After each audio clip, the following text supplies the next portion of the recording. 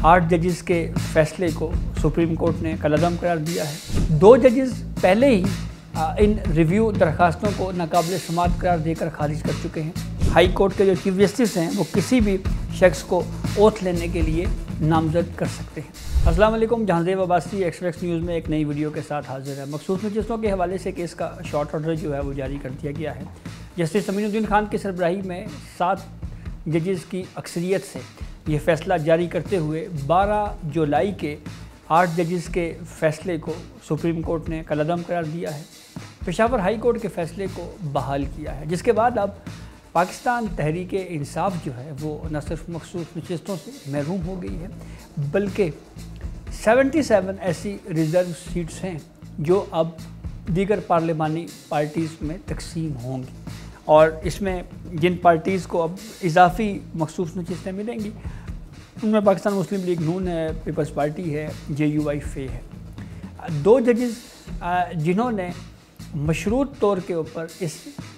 Review को accept किया है उनमें जस्टिस हसन नज़र रिजवी हैं और जस्टिस मोहम्मद अली मज़हर हैं। इन 2 जजेस ने अपना अलग फ़ैसला जिसको हम अक़लियती राय भी एक तरह से जो है वो कहा जा रहा है, उस पर ये कहा है कि ये मखसूस नशिस्तें जो हैं वो किसको दी जानी है, ये इस हवाले से इलेक्शन कमीशन जो मुतल्लिका रिकॉर्ड है उस रिकॉर्ड का जायज़ा लेकर 15 दिनों में तय करें। और फिर जस्टिस सलाउद्दीन पंवर, क्योंकि वो बेंच से आज अलग हो गए थे, उन्होंने माज़रत की थी, तो इसलिए उनकी हद तक जो है वो अपनी डिटेल रीजनिंग इस शॉर्ट ऑर्डर में कहा गया है कि वो अलग से बयान करेंगे। 2 जजेस पहले ही इन रिव्यू दरखास्तों को नाकाबिल समाअत करार देकर खारिज कर चुके हैं,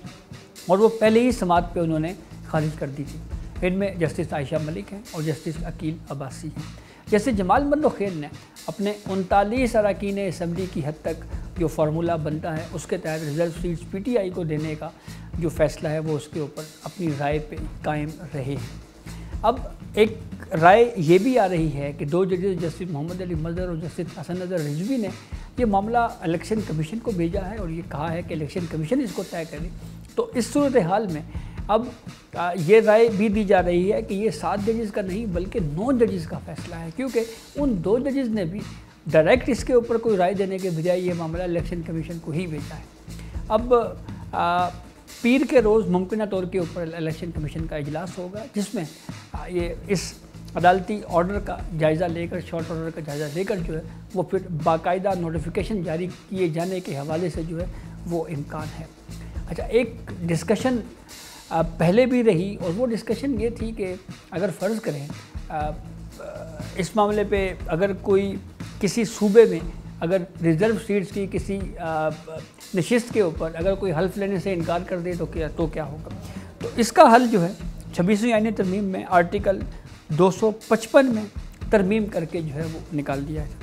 और वो अब यूँ है कि मखसूस नशिस्तों के अरकान से अब हल्फ ना लेने पर जो मुतल्लिका हाई कोर्ट के चीफ जस्टिस हैं वो किसी भी शख्स को हल्फ लेने के लिए नामजद कर सकते हैं। स्पीकर खैबर पख्तूनख्वा असम्बली की जानिब से हल्फ ना लेने की सूरत में chief justice Peshawar high court हल्फ के लिए किसी भी शख्स को नामजद करने के मजाज होंगे। इसी तरीके से आर्टिकल 255 की ज़ैली शिक 2 के तहत जहां आइन के ख़िलाफ़ एक मखसूस शख्स के सामने हल्फ उठाना ज़रूरी है और किसी भी वजह से इस शख्स के सामने हल्फ उठाना नाकाबिल अमल है, तो ऐसे दूसरे शख्स के सामने जो है वो इस हवाले से किसी हाई कोर्ट के चीफ जस्टिस सूबे के मामले में और चीफ जस्टिस ऑफ पाकिस्तान की तरफ से दीगर तमाम मामलात में नामजद किया जाएगा। जहां आइन के तहत किसी शख्स को किसी दफ्तर में दाखिल होने से पहले जो है वो हल्फ उठाने की ज़रूरत होती थी, तो अब ये मामला जो है वो 26वीं आईनी तरमीम के मामले के ऊपर जो है वो एक तरह से तय कर लिया गया। खैबर पख्तूनख्वा की बात तक बिलखुसूस अगर हम बात करें तो ये पहले भी ये कंट्रोवर्सी सामने आई थी कि स्पीकर खैबर पख्तूनख्वा असम्बली ने रिज़र्व सीट्स वाली जो ख़वातीन थी उनसे हल्फ लेने से इनकार कर दिया था। तो अब 26वीं आईनी तरमीम में अब आर्टिकल 255 की ज़ैली शिक के तहत जो है वो अब ये